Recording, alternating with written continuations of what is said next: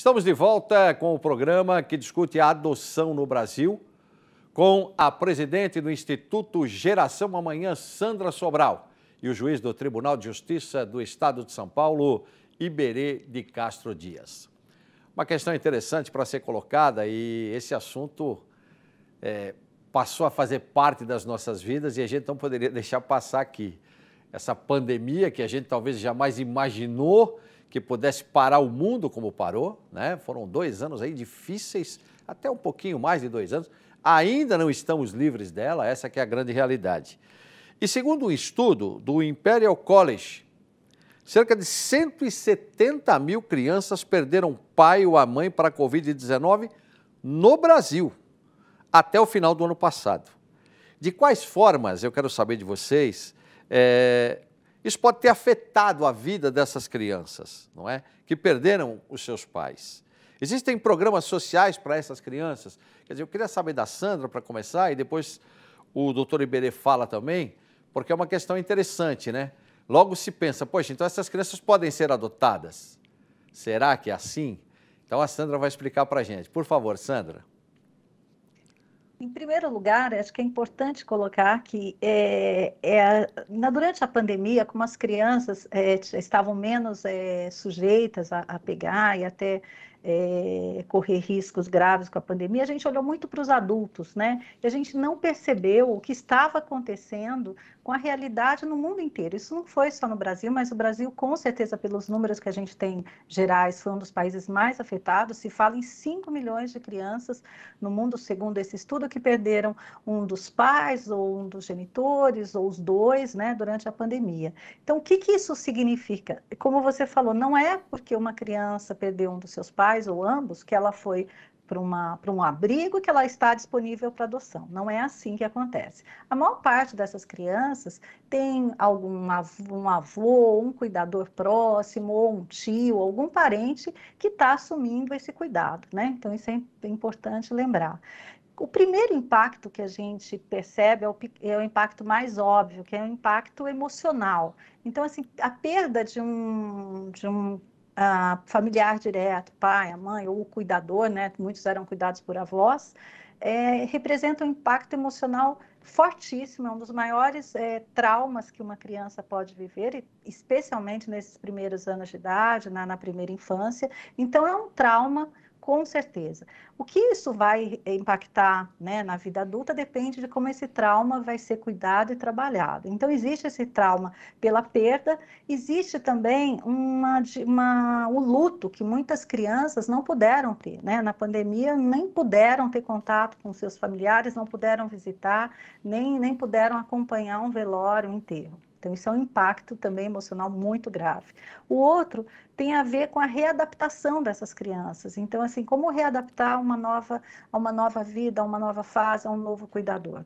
Então, são vários impactos. Existe também um impacto social, que a gente ainda não tem noção do que ele vai significar a longo prazo, mas a gente sabe que tem. É uma quantidade enorme de crianças que serão adultos com perdas muito grandes e muito traumáticas, né? Principalmente aí nos seus primeiros anos de vida. E com certeza tem um impacto econômico nisso tudo. Então, essas crianças perderam familiares que eram responsáveis, né, economicamente pelo cuidado delas, enfim, por alimentação. Então, tem um impacto social enorme. Já existem vários projetos com o governo, com entidades da sociedade civil, trabalhando com essas crianças. Então, tem em todo o Brasil vários projetos para ajudar essas crianças a superarem essa fase. E uma questão interessante, né, doutor Iberê? Existem casos, lamentavelmente, que muitas vezes a criança perde o pai e a mãe. Então, ela fica numa situação sozinha. Como é que a Vara da Infância e Juventude trata isso? É o parente mais próximo que, em primeira instância, pode cuidar dessa criança? Isso é uma questão que eu gostaria que o senhor explicasse para a gente. A regra geral é sempre manter a criança dentro do seu ambiente familiar biológico, né, de origem. Então, nas hipóteses absolutamente lamentáveis em que crianças perderam tanto pai quanto mãe, ou então nas famílias monoparentais, né? E no Brasil, a vasta maioria das famílias monoparentais é conduzida por uma mulher. Das crianças que viviam só com a mãe e que perderam sua mãe por conta da pandemia, o que a gente percebe é que, na grande maioria das vezes, essas crianças conseguiram continuar nas suas próprias famílias, né? Então, houve ali o avô, avó, ou tios que acabaram cuidando da criança, irmãos mais velhos, né? Às vezes irmãos com grandes diferenças de idade conseguem cuidar dos irmãos mais novos. E aí a criança acaba sendo mantida no seu próprio ambiente familiar, que, à vista da situação, é a melhor condição que se pode ter. Com isso, a gente acaba resolvendo o problema internamente, né, no próprio ambiente familiar. Aquela pessoa que vai passar a cuidar da criança fica com a guarda da criança, e aí isso normalmente acontece numa vara de família, e aí a pessoa que pede a guarda da criança vai ter que demonstrar, claro, que tem condições de novo, de cuidar da criança psicologicamente e tal, que a criança ali vai estar bem assistida e que ela pode ter, portanto, a guarda da criança. Como regra, avô e avó não podem adotar, então eles vão ficar só com a guarda. Tios e tias podem adotar, se tiverem esse desejo, até podem adotar a criança. Irmãos e irmãs também não podem adotar, tá? Então, avós, irmãos e irmãs não podem adotar, tios e tias, primos e tal, podem. Aí vai depender de como aquela dinâmica familiar se dá para saber se a criança vai ficar sob condição de guarda com aquela pessoa, ou então se vai haver efetivamente uma adoção dentro daquele ambiente familiar. Mas o que a gente percebeu, e aí, pelo menos dos males o menor, é que na grande maioria dos casos, realmente as crianças ficaram no seu próprio ambiente familiar de origem. Foram poucos os casos de acolhimento, de crianças que tiveram que passar a morar numa casa de acolhimento por conta dos quase 700 mil óbitos por conta da Covid, né? Isso pelo menos serve de algum alívio, né? E uma coisa interessante que eu estava notando existem duas espécies, né, de acolhimento. O acolhimento institucional, quando uma criança, infelizmente, perde, não tem mais condições de conviver nem com os parentes, enfim, vai para um abrigo, né? E o acolhimento familiar, que é exatamente essa questão que o senhor estava se referindo. Qual que é a diferença dos dois? Uma criança, por exemplo, eu vou dar um exemplo aqui para que o nosso telespectador possa entender. Uma criança, para ficar em condições de ser adotada, ela tem que estar, em princípio, no acolhimento institucional. A partir daí, então, as famílias podem se candidatar a essa adoção. É por aí, doutora? A Sandra também fica à vontade para falar. Quando eu falo de as crianças ficarem com as suas próprias famílias biológicas de origem, a gente não está falando aqui ainda de acolhimento familiar, tá? São situações diferentes. No caso do acolhimento familiar, a ideia do acolhimento familiar é substituir a casa de acolhimento.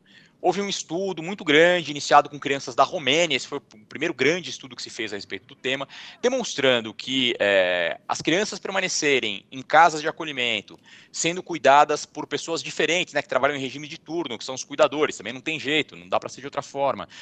Cada hora com uma pessoa ali cuidando daquela criança, não é a situação ideal. Esses estudos demonstraram que a criança vivenciar esse momento em que ela tem que ficar afastada da sua família, com uma única família de referência, tendo um único grupo familiar como referência, acaba sendo muito vantajoso para o desenvolvimento infantil.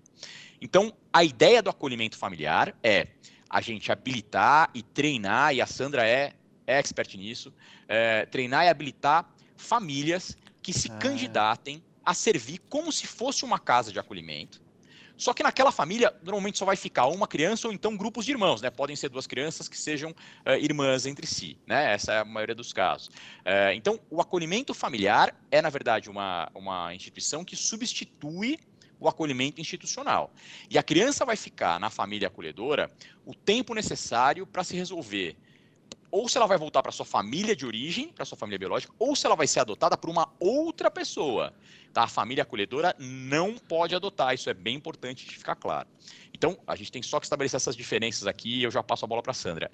A criança ficar na sua própria família biológica não é exatamente o acolhimento familiar. O acolhimento familiar é uma entidade familiar que substitui o acolhimento institucional, que vai cuidar da criança até que se tenha uma solução definitiva para a vida daquela criança. Ou bem a criança volta para sua família de origem, ou bem a criança é adotada por uma outra família, não pela família acolhedora. E a Sandra com esse treinamento, explica pra gente, Sandra, acho que é importantíssimo isso.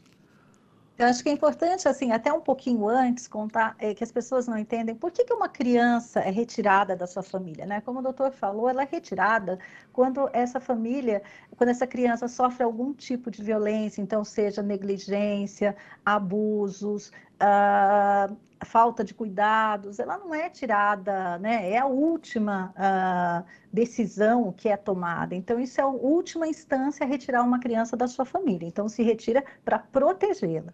Nessa situação, o Brasil, ainda por uma questão cultural, a maioria das crianças, como o doutor falou, elas vão para uma casa de acolhimento, que as pessoas conhecem hoje como abrigo, né? Então, elas vão para o abrigo.